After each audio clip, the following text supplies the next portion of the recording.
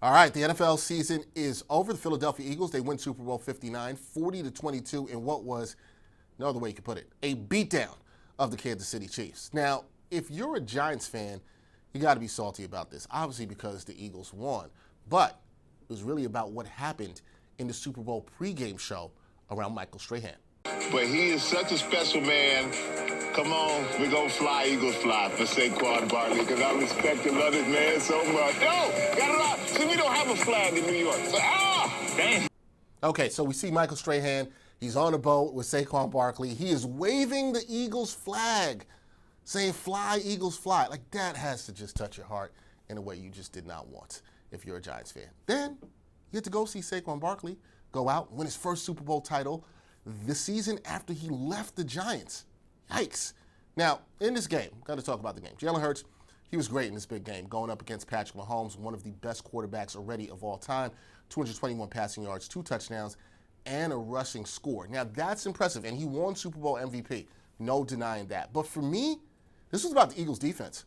Cooper DeJean, he had a pick 6. Josh Sweat, he was in Patty Mahomes' face all night long. The Eagles, they sacked the KC QB 6 times. That's the most times Patrick Mahomes has ever been sacked in his career. But when you look at this game, you can talk about Jalen Hurts. You can talk about the defense. You also got to say it's about redemption, especially for Nick Sirianni. Remember Philly fans? They were being Philly fans. They chanted "Fire Nick" in a win over Cleveland this season. Now he's a Super Bowl champion.